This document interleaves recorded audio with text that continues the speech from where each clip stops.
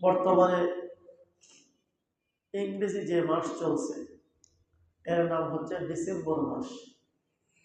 December মাসকে আমরা বিজয়ের মাস হিসেবে চিনে থাকি, যেহেতু এই ডিসেম্বর মাসের 16 তারিখ 1971 ইংরেজি ডিসেম্বরের 16 তারিখ বাংলাদেশ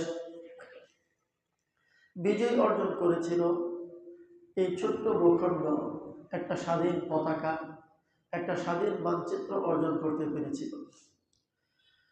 অসংখ্য অগণিত মা বোনের ইজ্জতের বিনিময়ে, অসংখ্য অগণিত মানুষের শাহাদাতের বিনিময়ে, রক্তের বিনিময়ে, পঙ্গুত্ব মরণের বিনিময়ে আল্লাহ রাব্বুল আলামিন আমাদেরকে স্বাধীনতার নিয়ামত আমাদেরকে নসিব করেছে। এজন্যই ডিসেম্বর মাস আসলে স্বাভাবিকভাবে প্রত্যেকের মধ্যে সেই বিজয়ের একটা চেতনা আমাদের মধ্যে ফিরে আসে। রাষ্ট্রীয়ভাবেও ডিসেম্বর মাসের 16 তারিখ বিজয় দিবস হিসেবে উদযাপন করা হয়। যেহেতু সামনে 16 ডিসেম্বর বিজয় দিবস, এই জন্য ইসলামের দৃষ্টিকোণ থেকে মাতৃভূমির প্রতি ভালোবাসা, স্বদেশের প্রতি টান, প্রেম, ভালোবাসা এটা কেমন হওয়া উচিত এবং এই স্বাধীনতা কিভাবে অর্জন হয়, স্বাধীনতা অর্জন হলে, বিজয় অর্জন হলে আমাদের কি করণীয়, এই বিষয়ে আমরা কোরআন সুন্নাহ থেকে ইনশাআল্লাহ আলোচনা শুনব। পৃথিবীর ইতিহাসে একজন নবী ছিলেন হযরত মূসা আলাইহিস সালাম। তার উম্মতকে বলা হয় বনি ইসরাইল। এই বনি ইসরাইল দীর্ঘ 400 বছর পর্যন্ত ফেরাউনের নির্যাতনে, নিপীড়নে নিষ্পেষিত হয়েছিল। 1-2 বছর নয়, 100-200 বছর নয়, প্রায় 400 বছর।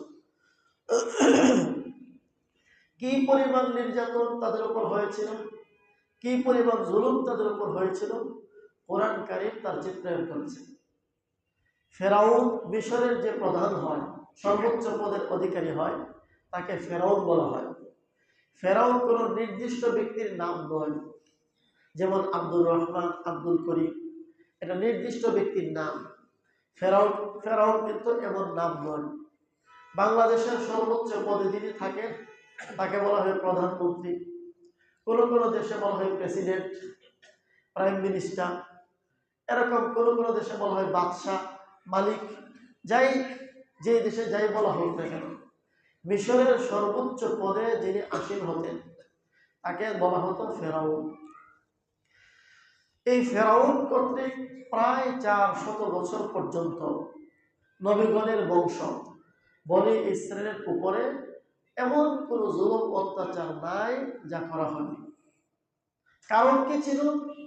কারণ ছিল ফেরাউনের কাছে খবর পৌঁছে, বরং ফেরাউন স্বপ্নে দেখেছে যে বনি ইসরায়েল বংশে একজন সন্তান হবে, ওই সন্তানের হাতে ফেরাউনের রাজত্ব চলে যাবে।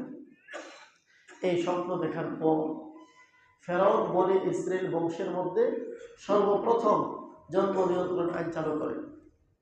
কি আইন? সবাই বলুন, কি আইন? কিভাবে জন্ম নিয়ন্ত্রণ হবে? বনি ইসরায়েল বংশে যদি কোনো ছেলে জন্ম হয় তাহলে তাকে বাঁচতে দেওয়া হবে না, তাকে হত্যা করে ফেলা হবে। আর যদি কোনো মেয়ে জন্ম হয় তাহলে তাকে বাঁচিয়ে রাখা হবে, তাকে ফেরাউনের জন্য, ফেরাউন বাহিনীর জন্য দাসত্ব বরণ করে নিতে হবে, দাসী হিসেবে সে বেঁচে থাকবে। এই হচ্ছে জুলুম অত্যাচার।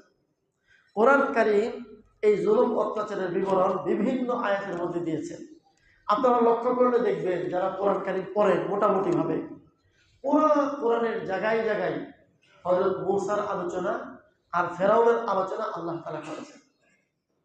আল্লাহ তাআলা এক আয়াতে বলেন, ওয়া ইয নাজ্জাইনাকুম মিন আলি ফিরআউন, হে বনি ইসরাইল, আমি আল্লাহ তোমাদেরকে ফেরাউনের বাহিনীর কবল থেকে রক্ষা করলাম, বাঁচিয়ে দিলাম।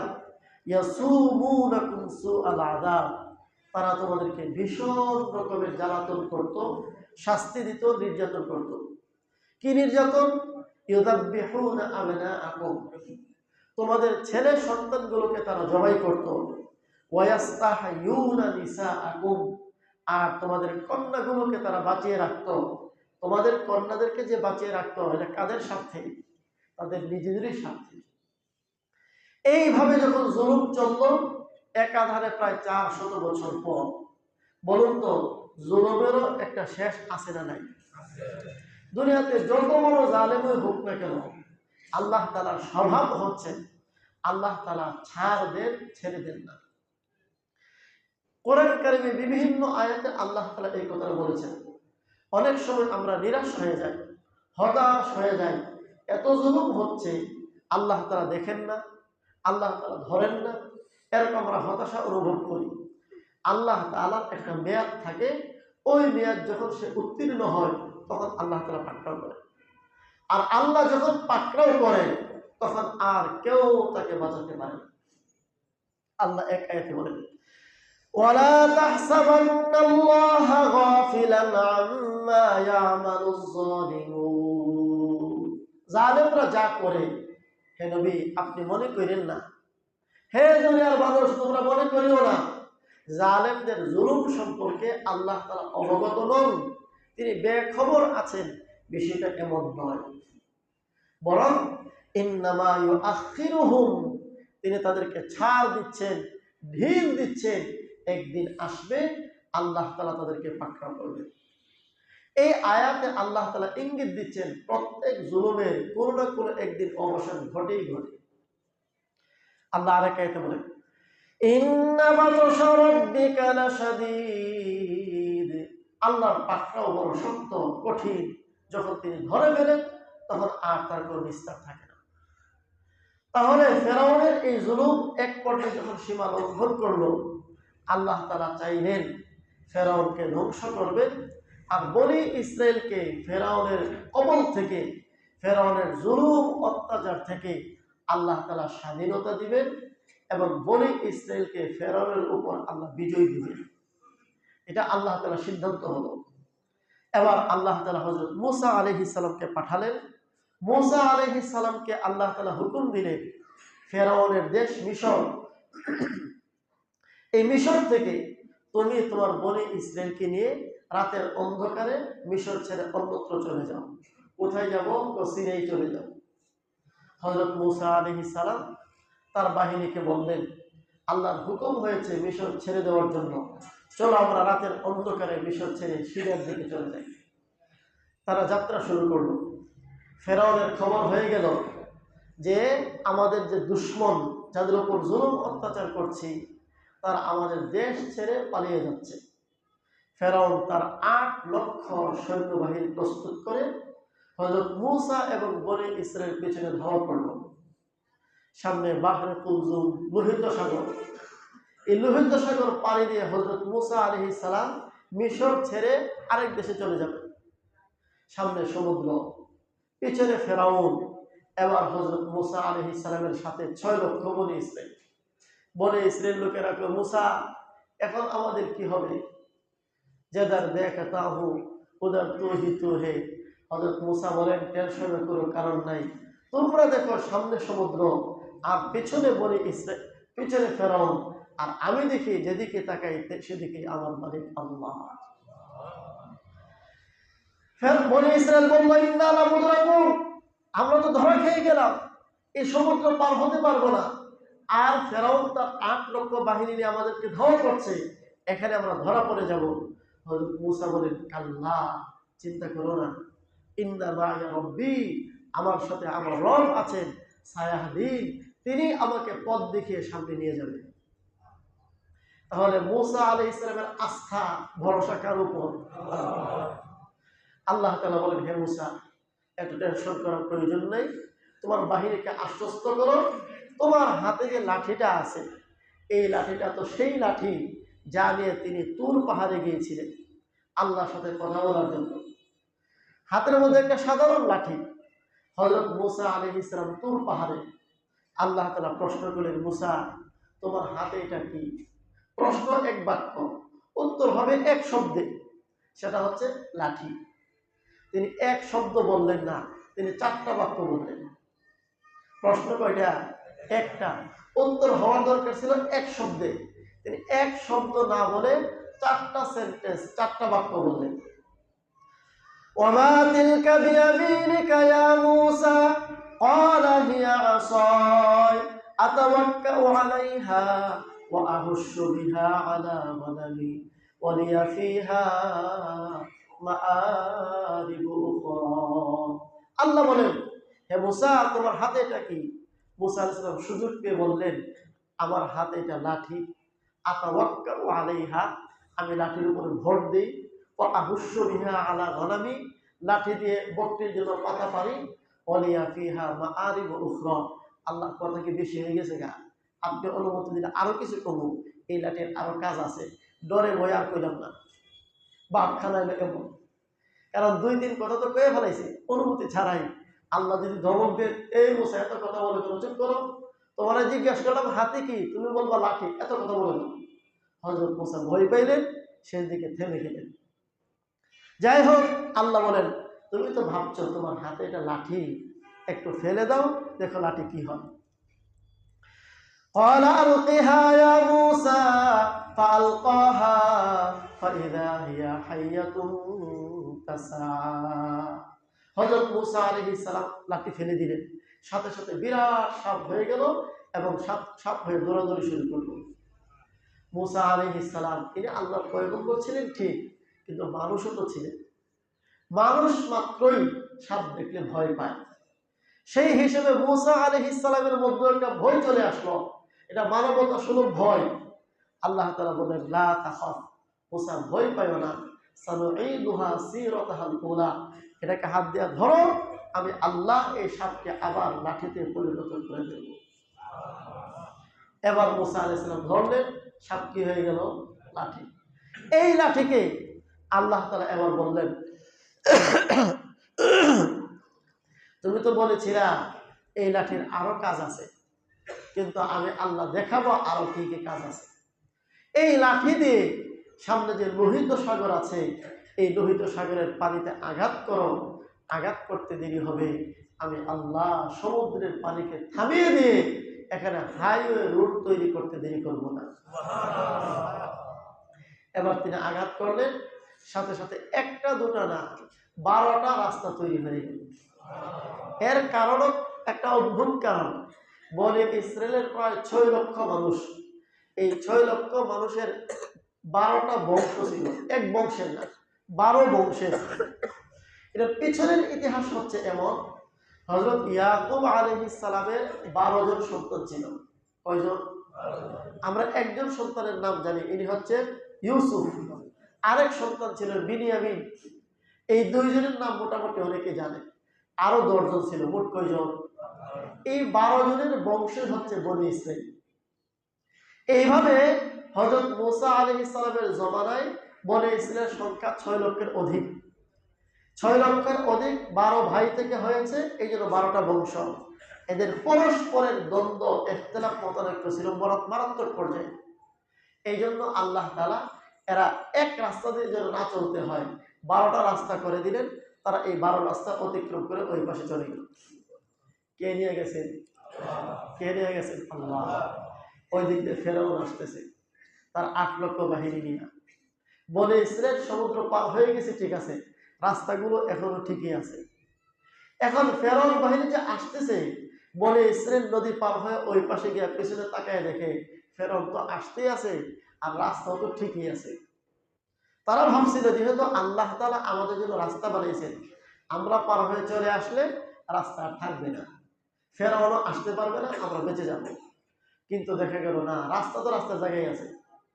ফেরাউন এসে সবাইকে তাকে লক্ষ্য করে বললেন, এই যে দেখো আমার হুকুমে রাস্তা হয়ে আছে। জোরে বলুন নাউজুবিল্লাহ। এর নামই হচ্ছে আল্লাহ তাআলার কৌশল। ও উমলি লাহুম, আল্লাহ বলেন আমি কৌশল করি, ঢিল দেই, জালেমরা বুঝতেও পারে না। ক্ষেত্র বিশেষে কখনো কখনো আল্লাহ কুদরত নেই, নিজের ক্ষমতা আর নিজের দাপট করে প্রকাশ করার চেষ্টা করে। এটা হচ্ছে জালেমের জুলুমের চূড়ান্ত স্তর। আল্লাহ তাআলা রাস্তা তৈরি করেছেন আর এই জালেম বলে যে আমার হুকুমে রাস্তা হয়ে আছে। আল্লাহ বলেন ঠিক আছে, তোমার হুকুম দেখাইতেছি। বনে ইসরায়েলের ওই পাশ থেকে ভয়, যে এরা তো রাস্তা পার হয়ে চলে আসবে, আমাদের ভয় তো কাটলো না। হযরত মূসা আলাইহিস সালাম সান্ত্বনা দিচ্ছেন যে আল্লাহর উপরে আস্থা রাখো, ভরসা রাখো, দেখবা কি হয়। বলে ফেরাউন তার ৮ লক্ষ সৈনিক নিয়ে যখন সমুদ্রের ভিতরে ঢুকলো, আল্লাহ তাআলা সমুদ্রকে মিলাই দিলেন। সমুদ্রে মিলাই যে দিলেন, শুধু তাই না, এবার ফেরাউনের বুঝে আসছে যে আমার তো কাম শেষ। বলুন, ফেরাউনের বুঝে আসছে না আসে নাই? আল্লাহ তাআলা কোরআন কারীমের মধ্যে আলোচনা করেছেন। আল্লাহ وجاوزنا ببني إسرائيل البحر فأتبعهم فرعون وجنوده بغيا وعدوا। আল্লাহ বলেন, আমি আল্লাহ বনি ইসরাইলকে সমুদ্র পার করিয়ে নিলাম। সমুদ্র পার করিয়েছেন কে? আল্লাহ। فأتبعهم فرعون وجنوده بغيا وعدوا। ফেরাউন এবং তার সৈন্য সামন্ত হযরত মূসা আলাইহিস সালাম এবং বনে ইসরাইলকে ধাওয়া করতে লাগলেন। বাগিয়ান সীমা লঙ্ঘনমূলক, ও আদওয়ান শত্রুতামূলক, অর্থাৎ তাদেরকে ধরবে, মারবে, জুলুম করবে, এই নিয়তে। এবার যখন মাঝখানে আসলো, পানি মাছ নিমজ্জিত, হাত্তা ইদা আদারাকাহুল গরাক, যখন এখন সমুদ্রে চুবা খাইতেছে, পানি মুখ দিয়া, কান দিয়া, নাক দিয়া ঢুকতেছে, এবার ফেরাউনকে আমার বুঝে এসে পড়ছে এতক্ষণ ভুলের মধ্যে ছিলাম, ঈমান আনার আগে আমার যেন মৃত্যু না হয়, এখন তওবা করা শুরু করছে। قال آمنت أنه لا إله إلا الذي آمنت به بنو إسرائيل وأنا من المسلمين। ফেরাউন বলেন, আল্লাহ, আমি ঈমান আনছি। আবার ব্যাখ্যা করে বোঝায়, ওই আল্লাহর প্রতি আমি ঈমান এনেছি যে আল্লাহর প্রতি বনি ইসরাইল ঈমান এনেছে, আর আমি পাক্কা মুসলমান হয়ে গেছি। কিন্তু টাইম শেষ। টাইম কি? আল্লাহর আযাব যখন ধরে ফেলে, তখন তওবা করলে কোনো কাজ হয় না। তখন তওবা করলে আর কাজ হয় না, শেষ। আল্লাহ বলেন, আন এখন এই মুহূর্তে তুমি ঈমান এনেছো, ওয়াকাদ আসাইতা ক্বাবলু, তুমি তো অতীতে অবাধ্য ছিলা, ওয়া কুনতা মিনাল মুফসিদিন, আর ছিলা তুমি সন্ত্রাসী। বনি ইসরাইলের উপর 400 বছর সন্ত্রাসী কর্মকাণ্ড করেছ, এখন তওবা করলে কোনো মান পাইবা না। সামনে আল্লাহ আরো চমৎকার দৃষ্টান্ত দিচ্ছেন। ফালইয়াউমা নুনাজ্জিকা বিবাদানিকা লিতাকুনা লিমান খালফাকা আয়া ওয়া ইন্না কাসীরাম মিনান নাসি আন আয়াতিনা লাগাফিলুন। আল্লাহ বলেন, হে ফেরাউন, তোমার দেহকে আমি আল্লাহ সংরক্ষিত করে রাখবো, তোমার দেহ ক্ষতি হবে না, ক্ষয় হবে না, যেন কিয়ামত পর্যন্ত যারা আসে তোমার ঘটনা শুনে, তোমার নাম শুনে, মিশরে এসে তোমার দেহ দেখে যেন আশ্বস্ত হতে পারে। আল্লাহ জালেমকে ছাড় দেন, ছেড়ে দেন না। কিন্তু আল্লাহ পরক্ষণে বলেন, কিন্তু শিক্ষা গ্রহণ করার লোক খুব কমই। ওয়া ইন্না কাসীরাম মিনান নাস আন আয়াতিনা লাগাফিলুন। অধিকাংশ মানুষই আল্লাহর এই সমস্ত কুদরত, এই সমস্ত ক্ষমতার কথা শোনার পরেও আল্লাহর ক্ষমতা থেকে তারা গাফিল থাকে, জুলুম অত্যাচার থেকে ফিরে আসে না। বলুন তো, এই জালেমের জুলুমের অবসান হয়েছে না হয় নাই? এবার বনি ইসরাইল নিষ্কৃতি পেয়ে গেল, বনি ইসরাইল বিজয় হয়ে গেল, বনি ইসরাইল স্বাধীন হলেন। এবার আল্লাহ তাআলা বনি ইসরাইলকে কিছু কথা বলছেন, যারা আমাদের আজকের আলোচ্য বিষয় মিলবে। আমরাও এক সময় পাকিস্তানের জুলুম অত্যাচারে নিষ্পেষিত হচ্ছিলাম, এরও আগে ব্রিটিশের জুলুম অত্যাচারে নিষ্পেষিত হচ্ছিলাম। আল্লাহ তাআলা ব্রিটিশ থেকে আমাদেরকে রক্ষা করলেন, পরবর্তীতে পাকিস্তান থেকে আমাদেরকে রক্ষা করলেন। আমরা একটা স্বাধীন ভূখণ্ড পেলাম, একটা স্বাধীন মানচিত্র পেলাম। এখন স্বাধীনতার স্বাদ এবং বিজয়ের স্বাদ আমরা ভোগ করতেছি। কতটুকু করতেছি আপনারা খুব ভালোই জানেন, এমনি শুধু বলতেছি মুখ দিয়ে আর কি। ভোগ করতেছি, আমাদের কি করণীয় ছিল এটা এই আয়াত থেকে আমরা বুঝে নেব। আল্লাহ তাআলা আরেক আয়াতে বলেন, وَإِذْ قَالَ مُوسَى لِقَوْمِهِ اذْكُرُوا نِعْمَةَ اللَّهِ عَلَيْكُمْ إِذْ أَنْجَاكُمْ مِنْ آلِ فِرْعَوْنَ। হযরত মূসা তার কওমকে বললেন, হে আমার কওম, আল্লাহর নিয়ামতের কথা স্মরণ করো। আল্লাহর কি নিয়ামত? যে তিনি তোমাদেরকে ফেরাউন বাহিনীর কবল থেকে উদ্ধার করেছে। সেই ফেরাউন তোমাদের উপর জুলুম অত্যাচার করত, তোমাদের ছেলেগুলোকে হত্যা করত, তোমাদের মেয়েদেরকে বাঁচিয়ে রেখে দাসদাসীতে পরিণত করত। এই যে জুলুম চলছিল, মহান আল্লাহ তোমাদেরকে এই জুলুম থেকে বাঁচালেন। আল্লাহর এই নিয়ামতের কথা স্মরণ করো। তাহলে বলুন, বনি ইসরায়েলকে কে স্বাধীনতা দিয়েছিলেন? বনি ইসরায়েলকে কে বিজয় দিয়েছিলেন? বিজয় দেওয়ার পর আল্লাহ তাআলা তার নবীর মাধ্যমে কি বলাচ্ছেন? যে তোমরা কিন্তু এই কথাটা স্মরণ রাখবা, আমি আল্লাহ তোমাদেরকে বিজয় দিয়েছি, আমি আল্লাহ তোমাদেরকে জালেমের জুলুম থেকে বাঁচিয়েছি। ঠিক একই কথা হবে সেই ব্রিটিশ থেকে আমাদের স্বাধীনতা অর্জন, পাকিস্তান থেকে আমাদের স্বাধীনতা অর্জন। আমরা যারা মুমিন মুসলমান, আমাদেরকে মনে রাখতে হবে আমরা অর্জন করেছি মানে আমাদের গায়ের জোরে নয়, আমাদের শক্তিতে নয়, বরং আল্লাহর সাহায্যের মাধ্যমে আমরা স্বাধীন হয়েছি। এই কথাটা আমাদের মনে রাখতে হবে, ভুলে গেলে চলবে না। কিন্তু আমরা কিন্তু এভাবে মনে রাখি না।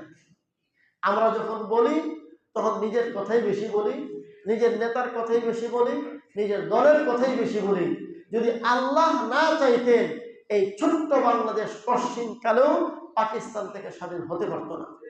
কারণ একটু নিজের বিবেককে একটু প্রশ্ন করেন তো, পাকিস্তানের শক্তি বর্তমানেও বাংলাদেশের চেয়ে কম না বেশি? বিশাল রাষ্ট্র, পারমাণবিক শক্তিধর, এত বিশাল শক্তিশালী দেশ, তার সাথে আমরা বাংলাদেশ যুদ্ধ করিয়া মাত্র 9 মাসে। কত দেশ পৃথিবীতে এখনো আছে, বছরের পর বছর যুদ্ধ চলছে, এর চাইতেও শক্তিশালী, কিন্তু বিজয় হচ্ছে না। আমাদের ছোট্ট একটা ভূখণ্ড, সামান্য অল্প কয়েকজন মানুষ, আজ থেকে 1971 সালে দেশের অবস্থা অর্থনৈতিকভাবে আরো দুর্বল ছিল। এত সব অবস্থার মধ্যেও এই লাঠি সোটা নিয়ে, সামান্য অস্ত্রশস্ত্র নিয়ে মাত্র 9 মাসে একটা দেশ বিজয় হওয়া, এটা কারো ব্যক্তিগত, কারো দল, কারো ক্ষমতাই নয়, বরং সরাসরি আল্লাহ সাহায্য হতে পারে। এই কথাটা হচ্ছে বিজয় দিবসের উপলক্ষে প্রথম কথা আমাদের মনে রাখতে হবে। আমরা যেন কোনো অবস্থায় ভুলে না যাই এই স্বাধীনতা বিজয় আল্লাহর সাহায্য ছাড়া আমাদের অর্জন হয়নি। এটা প্রথম কথা। 2 নম্বর, বিজয় অর্জন হওয়ার পরে আমাদের কি করতে হবে? আমরা রাসূল আকরাম সাল্লাল্লাহু আলাইহি ওয়াসাল্লামের জিন্দেগি থেকে আরেকটু শুনবো, তাহলে আমরা বুঝে ফেলবো। আমাদের জানা থাকার কথা, রাসূলুল্লাহ সাল্লাল্লাহু আলাইহি ওয়াসাল্লাম জন্ম হয়েছেন মক্কায়। দীর্ঘ 53 বছর বয়স পর্যন্ত তিনি মক্কায় ছিলেন। 40 বছর বয়সে নবী হন। নবী হওয়ার পর আল্লাহ তাআলা যখন কোরআন দিলেন, এই নবী হওয়ার আগ পর্যন্ত মহানবী হযরত মুহাম্মদ সাল্লাল্লাহু আলাইহি ওয়াসাল্লাম তিনি ছিলেন সকলের মধ্যমণি, সকলের প্রিয়, সকলের আস্থাভাজন। সকলে মিলেই নবীজিকে টাইটেল উপহার দিয়েছিল আল আমিন। কিন্তু কোরআন পাওয়ার পর এক আল্লাহর দাওয়াত যখন শুরু করলেন, তখনই কিন্তু মানুষগুলো শত্রু হয়ে গেল। এবার এই শত্রু মানুষগুলো শুধুমাত্র শত্রু হয়েই থাকলো না, তারা এমন কোনো জুলুম অত্যাচার নাই যা নবীজির উপরে এবং নবীজির উপর যারা ঈমান এনেছে তাদের উপরে করে নাই, এমন কোনো জুলুম অন্যায় ছিল না। অবশেষে আল্লাহ তাআলার পক্ষ থেকে হুকুম আসলো, হে নবী, আপনার আর মক্কায় থাকার প্রয়োজন নেই, আপনি মক্কা ছেড়ে মদিনায় চলে যান। সেটারও প্রেক্ষাপট আছে। নবীজি মক্কার মধ্যে 53 বছর বয়স, তখন নবীজির বয়স 53 বছর বয়স, মানে বৃদ্ধ। মক্কার কাফেরেরা তাদের সংসদ ভবনের নাম ছিল দারুন নদওয়া। কি নাম?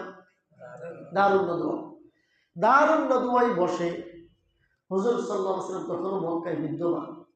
তারা মিটিং বসালো সংসদ ভবনের সংসদ অধিবেশন, যে আজকের সবচেয়ে বড় সমস্যা মক্কা, যে সমস্যাটা, এর নাম হচ্ছে মুহাম্মদ। জোরে বলে নাউজুবিল্লাহ। সংসদের স্পিকার, সংসদ সদস্য কারা? মিস্টার আবু জেহেল, উতবা, সাইবা, এমন বড় বড় নেতারা, এরা হচ্ছে সংসদ সদস্য। স্পিকার এরা হচ্ছে মিস্টার আবু জেহেল সাহেব। আবু জেহেল সাহেব প্রস্তাব উত্থাপন করলেন, হে আমার ভাইরা, মক্কার সবচেয়ে বড় সমস্যার নাম হচ্ছে মুহাম্মদ। এই সমস্যা থেকে উত্তরণের জন্য, এই সমাজকে একটা শান্তি সুশৃঙ্খল সমাজ উপহার দেওয়ার জন্য সব জালেমদের এই স্লোগান হয়, উপহার দেওয়ার জন্য আমরা মোহাম্মদ মুক্ত সমাজ দেখতে চাই। জোরে বলুন নাউজুবিল্লাহ। এখন বলুন, মোহাম্মদ মুক্ত সমাজ গঠন করার জন্য আমাদের কি করণীয়? এবার এক একজন দাঁড়িয়ে বক্তব্য দেওয়া শুরু করলো। একজন বলল, ভারতের স্পিকার, মোহাম্মদ নামক সমস্যার একমাত্র সমাধান হচ্ছে তাকে বন্দী করা হোক, 14 শিখের দেয়ালের ভিতরে ঢুকিয়ে দেওয়া হোক, এরপরে রিমান্ডের উপর রিমান্ড দেওয়া হোক, তাহলেই দেখবেন মোহাম্মদের শক্তি শেষ হয়ে যাবে। এই হলো একজনের বক্তব্য। স্পিকার কিছু মাথে টাতে না, চুপচাপ। আরেকজন খারাপ কয়, মাননীয় স্পিকার, আমার কথা হচ্ছে মোহাম্মদকে মক্কা থেকে তাড়িয়ে পাকিস্তান পাঠিয়ে দেওয়া হোক। কথা বলে একসঙ্গে বলতো না আমাদেরকে, বাংলাদেশ থেকে কই পাঠিয়ে দিব পাকিস্তান, আর তারা এখন দিল্লিকে বলে দিছে। বর্তমান সমাজের সবচেয়ে বড় সমস্যা হচ্ছে মোহাম্মদ। এই সমস্যার উত্তরণ একটাই মাত্র পথ, মোহাম্মদকে মক্কা থেকে তাড়িয়ে অন্য কোথাও পাঠিয়ে দেওয়া হোক, আমাদের মক্কার জমিনে তার ঠাঁই হবে না। স্পিকার কোনো রওয়াত নাই, চুপচাপ। আরেকজন দাঁড়ায় বলল, কি বলবে, কিছু দিশা মিশা পায় না, বলল মোহাম্মদকে হত্যা করে ফেলা হোক। জোরে বলে নাউজুবিল্লাহ। এবার স্পিকার মুখ খুললেন, তিনজন যে মন্তব্য করছেন, আপনাদের মন্তব্যগুলোর উপরে আমার একটু মন্তব্য শুনেন। যিনি বললেন মোহাম্মদকে বন্দী করা হোক, আপনারা কি জানেন মোহাম্মদের ভক্তদের কি পরিমাণ মোহাম্মদের প্রতি আকর্ষণ? তারা জীবন দেবে, এক ফোঁটা রক্ত থাকতে মোহাম্মদকে একদিনও জেলে থাকতে দিবে না। তাহলে কইলেই চলতো না, জেলখানায় ঢুকানোর আগে এগুলো ভাবতে হবে যে আমাদের জেলখানা ঠিক থাকবে কিনা। যদি স্লোগান শুরু হয়ে যায়, জেলের তালা ভাঙবো, মোহাম্মদকে আনবো, এই স্লোগানের সামনে কে দাঁড়ায় মোকাবেলা করতে পারবা? এখন তার কেউ কিছু পায় না। আরেকজন যে বলছিল তার দেশ থেকে বের করে দেওয়া হোক, তাকে বললো, আপনি যে কইলেন কথাটা শুনতে তো ভালোই শোনা গেছে, কিন্তু জানেন মোহাম্মদের মুখে কি মধু, মোহাম্মদের উপরে কোরআন নাযিল হয়, এই কোরআনের কি আকর্ষণ আর পাওয়ার, যেখানে যাবে হাজার হাজার লক্ষ লক্ষ মানুষ তার ভক্ত হয়ে যাবে। সুতরাং এটা কোনো বুদ্ধিমানের কাজ নয়। তাকে যদি অন্য কোথাও পাঠিয়ে দেওয়া হয়, সেখানে দিয়ে তার দল ভারী হবে, লক্ষ লক্ষ লোক সহ তখন মক্কায় যদি আক্রমণ করে, এই আক্রমণ ঠেকানোর মতো শক্তি আছে আপনাদের? এখন তো কোনো জবাব নাই। আরেকজন বলল যে মোহাম্মদকে খুন করে ফেলা হোক। এবার আবু জাহেল সাহেব বললেন, আপনার প্রস্তাবটা ঠিক, কিন্তু কে খুন করতে রাজি আছেন হাত তুলে। এখন তো আর কেউ রাজি হয় না। ইতিমধ্যেই দেখা গেল লাঠি হাতে বিশাল বড় জুব্বা পাগড়ি লইয়া সংসদ ভবনে একজন মুরব্বী মানুষ ঢুকছে। চিনতে পারছেন মুরব্বী রে? মুরব্বী ঢুকা কয়, তোমরা কি বিষয় নিয়ে আলোচনা করতেছ? চাচা মিয়া, আমরা যে বিষয় নিয়ে আলোচনা করতেছি আপনি তো বুঝবেন না, আপনি তো আগের যুগের মানুষ, আমরা তো বড় মুসিবতে আছি। আচ্ছা বলো না, আমাদের এই বিষয় নিয়ে আলোচনা হচ্ছে। চাচা মিয়া বললেন, 3 নম্বরটাই আসল সিদ্ধান্ত, এটারে বাস্তবায়ন করার জন্য কি করা দরকার এটা তোমরা করো। আমরা তো কোনো মাথায় মাথায় কিছু আসতেছে না, কেমন এটা বাস্তবায়ন করতাম। চাচা মিয়া পরামর্শ দিল, এটা 1-2 জনের কাজটা হবে, বরং মক্কার যতগুলো বংশ আছে, যত যুবক আছে, সব দলের যুবকরা মিলে তোমরা এক ঐক্যজোট হয়ে মোহাম্মদের বাড়ি ঘেরাও করবা, আর সকলে মিলে তাকে খুন করে ফেলবা। তাহলে মোহাম্মদের 2-5 জন 10 জন যারা আছে তোমাদের মোকাবেলাও করতে পারবে না, আর মাইরা ফেললে ঝামেলা শেষ হয়ে গেছে, পরে যাওয়া ওই বলে। এবার স্পিকার তো ঠিক বিল পাস হয়ে গেল। বিল কি হয়ে গেল? পাস হয়ে গেল। আল্লাহ তাআলা কোরআনের মধ্যে এই চিত্রটা সুন্দর করে তুলে ধরছেন। وَإِذْ يَمْكُرُ بِكَ الَّذِينَ كَفَرُوا لِيُثْبِتُوكَ أَوْ يَقْتُلُوكَ أَوْ يُخْرِجُوكَ وَيَمْكُرُونَ وَيَمْكُرُ اللَّهُ। হে নবী, শুনে রাখুন, মক্কার কাফেররা দারুন নদওয়াতে বসে সংসদ ভবনে বসে তারা আপনার বিরুদ্ধে ষড়যন্ত্র করছে। কেউ বলছে বন্দী করার জন্য, কেউ বলছে দেশ থেকে বিতরণ করার জন্য, আর কেউ বলছে খুন করার জন্য। আমি আল্লাহ সবকিছু উপর থেকে শুনি আর দেখি। তারা যা কৌশল করে সব কৌশলের উপরে আমি মহা কৌশলে আল্লাহ রাব্বুল আলামিন আছি। আপনাকে টেনশন করতে হবে। তারাও কৌশল অবলম্বন করে, আল্লাহ কৌশল অবলম্বন করেন। আল্লাহু খায়রুল মাকিরিন, আল্লাহ হচ্ছেন শ্রেষ্ঠ কৌশলী। আল্লাহর কৌশল ধরার মতো কারো ক্ষমতা নাই। নবীজিকে আল্লাহ জানাই দিলেন, আজকে আপনার বাড়ি ঘেরাও হবে, আপনার থাকার প্রয়োজন নাই, আপনি মদিনার উদ্দেশ্যে হিজরত করেন। কিভাবে হিজরত করবো? বাড়ি ঘেরাও করলে বের হবো কেমনে? আপনার টেনশন করতে হবে না, আমি সব শিক্ষা দিচ্ছি। রাসূলুল্লাহ সাল্লাল্লাহু আলাইহি সাল্লাম হযরত আলী রাদিয়াল্লাহু আনহুকে মক্কার কাফেরদের আমানত ছিল নবীজির হাতে। আমার ভাইয়েরা, এখানে একটা শিক্ষার বিষয়, আমরা কিন্তু সামান্য অজুহাত পেলেই কারো সম্পদ আত্মসাৎ করে দিই।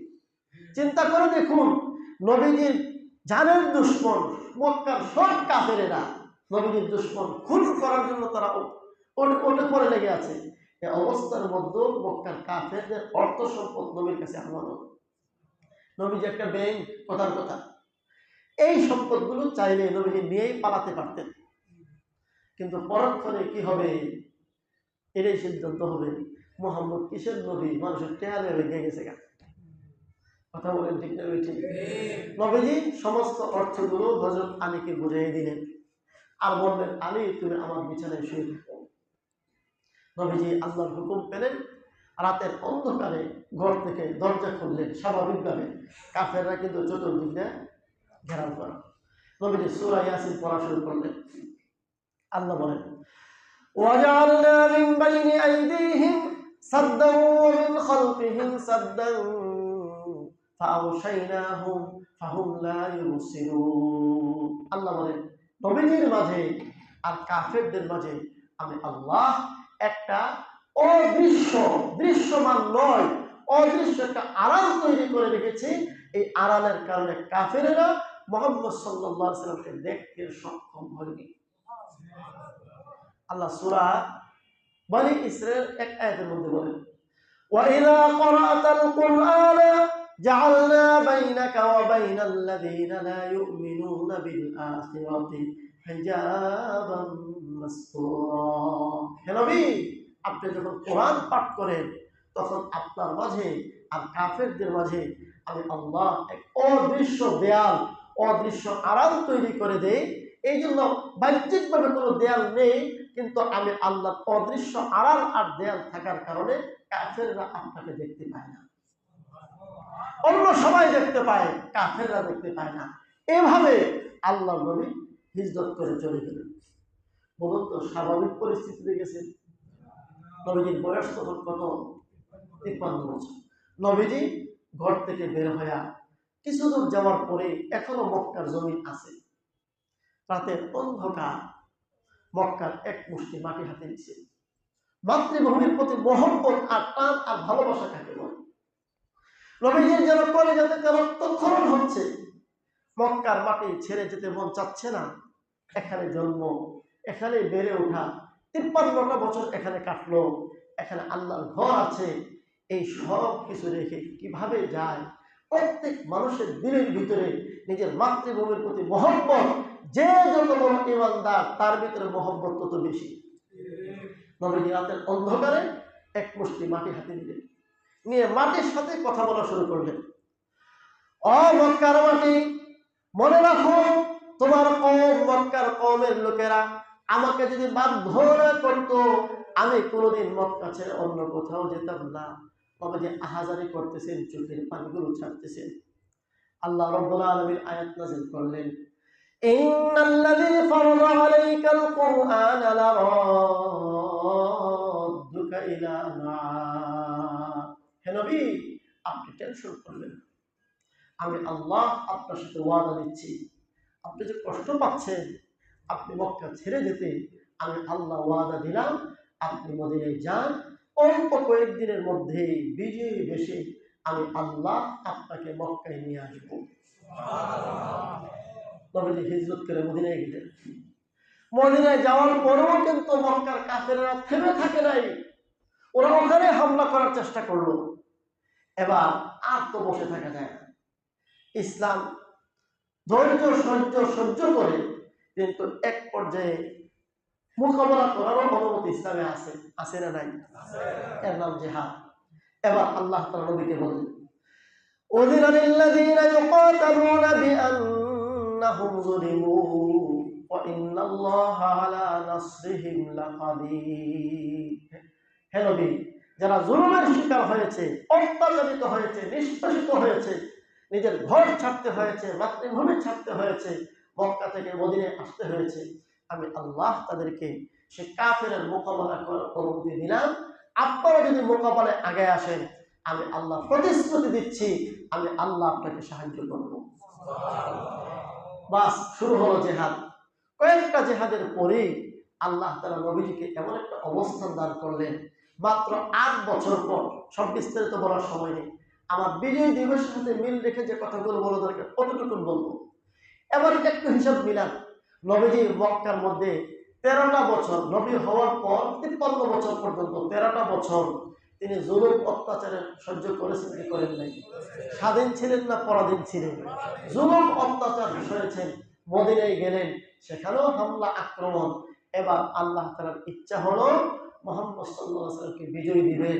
আল্লাহ হুকুম দিলেন, মক্কা থেকে, মদিনা থেকে 10,000-এর বাহিনী নিয়ে মক্কার উদ্দেশ্যে রওনা করেন। মক্কার কাফেরদেরকে যেখানে পাবেন সেখানে কচুকাটা করবেন, আমি অনুমতি দিয়ে দিলাম, যান। আর সাহায্যের জন্য আমি আল্লাহ আছি। নবীজি 10,000-এর বাহিনী নিয়ে, এটা 8ম হিজরির কথা, অর্থাৎ নবীজি মদিনায় যাওয়া মাত্র 8 বছর পর 10,000-এর বাহিনী নিয়ে নবীজি মক্কায় ঢুকলেন। কাফেররা আত্মসমর্পণ।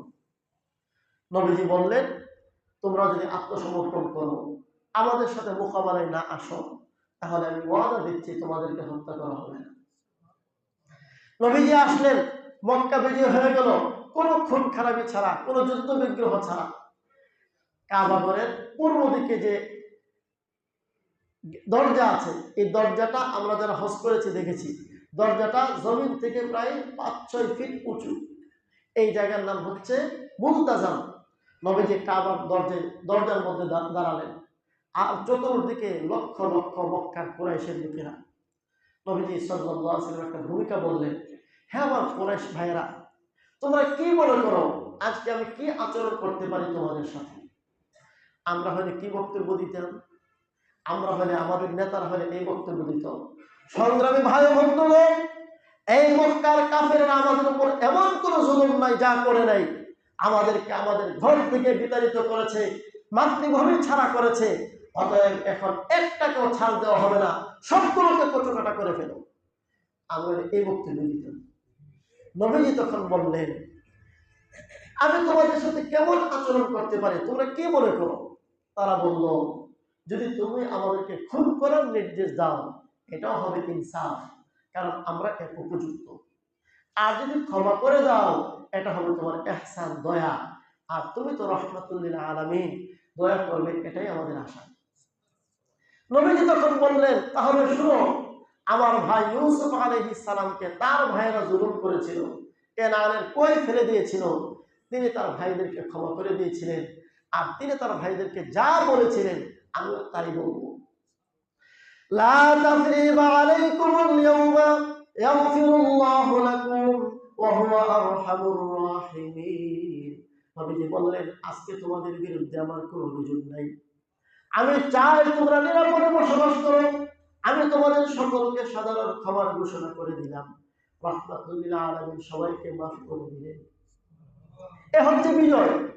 এবার রাসূলুল্লাহ সাল্লাল্লাহু আলাইহি ওয়াসাল্লাম মক্কা বিজয়ের ঘোড়ার মধ্যে যা বর্ণিত আছে, সেটা হচ্ছে নবী যখন মক্কা বিজয়ের জন্য ঢুকতেছেন, বিনয়ে নম্রতায় নবীজির মাথা নিচের দিকে নামতে নামতে একেবারে হাঁটু পর্যন্ত তার মাথা লেগে গিয়েছে। আল্লাহ তাআলা আয়াত নাযিল করলেন।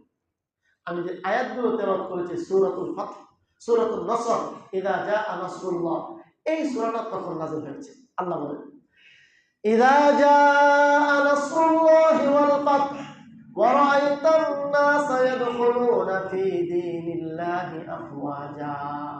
হে নবী, যখন আল্লাহর সাহায্য আসবে, আল্লাহর বিজয় আসবে, ইযা জাআ নাসরুল্লাহ, যখন আল্লাহর সাহায্য আসবে, ওয়াল ফাতহু, বিজয় অর্জন হবে। এখানে আল্লাহ ইঙ্গিত দিয়েছেন বিজয় অর্জন হওয়ার জন্য কার সাহায্য লাগে? তখন আপনি কি করবেন? আল্লাহ তাআলা নবীকে দায়িত্ব দিয়েছেন, ফাসাব্বিহ বিহামদি রাব্বিক। ১ নম্বর কাজ, আপনার রবের পবিত্রতা বর্ণনা করবেন। ২ নম্বর কাজ, আপনার রবের প্রশংসা করবেন। ৩ নম্বর কাজ, ওয়াস্তাগফিরহু, আপনার রবের কাছে ক্ষমা চাইবেন। অর্থাৎ সুবহানাল্লাহ, আলহামদুলিল্লাহ, আস্তাগফিরুল্লাহ। মোট কথা, সমস্ত বরত্বের মালিক আল্লাহ, সমস্ত পবিত্রতার মালিক আল্লাহ, এই কথা স্বীকৃতি দিয়ে আপনি আল্লাহর কাছে মাথা নিচু করবেন। এটা হচ্ছে বিজয় দিবস পালনের পদ্ধতি। তাহলে মুসলমান যখন বিজয় দিবস আসে, কি করার দরকার ছিল? করার দরকার ছিল এই দিনে আল্লাহর জন্য সেজদা করা, আল্লাহর কাছে মাথা নত করা, আর এই কথা বলা, মালিক তুমি যদি সাহায্য না করতে, আমরা পাকিস্তানের জুলুম অত্যাচারে, ব্রিটিশের জুলুম অত্যাচারে এখনো নিষ্পেষিত হতাম। হে মালিক, আমাদের এই স্বাধীনতা আর কোনোদিন তুমি কিন্তু ছিনিয়ে নিও না। এটা আমাদের করার দরকার ছিল। তা না করে কি করি? আল্লাহ তাআলা আমাদেরকে সূরা ইব্রাহিমের মধ্যে বলেছেন, সেটা তো বলার সময় নেই। তা না করে আমরা কি করি? আমরা করি কি, রাত ১২টার সময়, ১৬ই ডিসেম্বর যেদিন হবে, আগে রাত ১২টার সময় খালি পায়ে দলে দলে বিশাল পুষ্পস্তবক নিয়ে শহীদ মিনারে গিয়ে হাজির হয়। অথচ শহীদ মিনারের মধ্যে কিন্তু কোনো শহীদ নাই। শহীদ মিনারে কোনো শহীদ নাই, শহীদের কবরস্থান আলাদা আর শহীদ মিনার আলাদা। সেখানে গিয়া খালি পায়ে এই পুষ্পস্তবক এই মূর্তির খাম্বার কাছে নিয়ে রেখে চলে আসে, আর এক মিনিট নীরবতা পালন করে, বা শেষ। আমার ভাইয়েরা, 1 মিনিট কেন, 1 ঘন্টা কেন, 1 বছরও যদি কেউ নীরবতা পালন করে, বলুন তো যে নীরবতা পালন করেছে তার, কিংবা যার জন্য পালন করেছে তার কি ফায়দা হবে? কোনো ফায়দা হবে? আচ্ছা, এটা গেল রাতের কথা। দিনের বেলায় সারা দেশে, স্কুলে, কলেজে, মাঠে ঘাটে রাজনৈতিক দলেরা, ক্ষমতাসীন দলেরা, বিরোধী দলেরা, প্রত্যেকেই জায়গায় জায়গায় নাচের অনুষ্ঠান, গানের অনুষ্ঠান, লাফালাফি, দাফাদাফি, বেহায়াপনা, অশ্লীলতা, এগুলো দিয়েই মোটামুটি দিন পার করে। যা সামান্য হলো অন্য সকল দিনে যেই পরিমাণ গুনাহ না হয়, এক বিজয় দিবস, এক স্বাধীনতা দিবসে এর থেকে বেশি গুনাহ হয়। এর নাম হচ্ছে বাঙালির বিজয় দিবস। আমার ভাইয়েরা, আল্লাহ তাআলা যা বলেছে মনে রাখতে হবে। সেই বনি ইসরাইলকে শোনায় আল্লাহ বলেন, আমি তোমাদেরকে বিজয় দিলাম। মনে আছে তো? ফেরাউনের কবল থেকে আল্লাহ বিজয় দিয়েছিলেন। এই বিজয়ের কথা আল্লাহ তাআলা মুসা আলাইহিস সালামের মাধ্যমে বললেন, আল্লাহর নিয়ামতের কথা মনে রাখো। আর যদি ভুলে যাও, লা ইন শাকারতুম, আমি আল্লাহ যদি শুকর আদায় করো, এটা কিন্তু এই ঘটনার পরে, যদি আমি আল্লাহর শুকর আদায় করো, আমি তোমাদের স্বাধীনতা, তোমাদের বিজয়, আমি আল্লাহর নিয়ামত ঠিক রাখবো। ওয়ালা ইন কাফারতুম, আর যদি তোমরা এই স্বাধীনতা পাওয়ার পর, বিজয় পাওয়ার পর, আমি আল্লাহর সাহায্য পাওয়ার পর আমি আল্লাহকে ভুলে যাও, তাহলে সময় লাগবে না, আমি অন্য বাহিনী দিয়ে আবার তোমাদেরকে শায়েস্তা করব। এখন আমরাও শায়েস্তার শিকার হচ্ছি কি হচ্ছি না? ক্ষমতার পালা বদল হচ্ছে, আমাদের ভাগ্যের কোনো বদল হচ্ছে না। এর কারণ হচ্ছে আমরা সেই মহান মালিককেই ভুলে গেলাম, যার সাহায্যে, যার রহমত আর দয়ায় আমরা এই দিন পেলাম, এই পতাকা পেলাম, এই স্বাধীন রাষ্ট্র পেলাম, স্বাধীন ভূখণ্ড পেলাম, তাকেই ভুলে গেলাম। এই জন্য আমার ভাইয়েরা, আমাদের কর্তব্য হচ্ছে এই স্বাধীনতার মুহূর্তগুলোতে আল্লাহকে বেশি বেশি স্মরণ করা। এই জন্য চেষ্টা করব, দেশ পর্যায়ে তো আমরা পারবো না, আমরা আমাদের পর্যায়ে যতটুকু পারি কোনো অন্যায় কাজে অংশগ্রহণ করব না, কোনো নাচ গানে অংশগ্রহণ করব না। আমরা যারা এই দেশের জন্য শাহাদত বরণ করেছে তাদেরকে শ্রদ্ধার সাথে স্মরণ করি। সম্ভব হলে তাদের কবরকে যারা ইসলামিক তরিকায়, সহি তরিকায় জিয়ারত করব। আর যদি কবর জিয়ারতের সুযোগ না হয়, যে যেখানে থাকে সেখান থেকে কিছু পরে তাদের কবরের জন্য পৌঁছায় দেব, আল্লাহর কাছে দোয়া করব। এটাই হচ্ছে একজন মুমিনের বিজয় দিবস পালন করার পদ্ধতি। আল্লাহ আমাদেরকে বোঝার, আমল করার তৌফিক দিন। আমিন।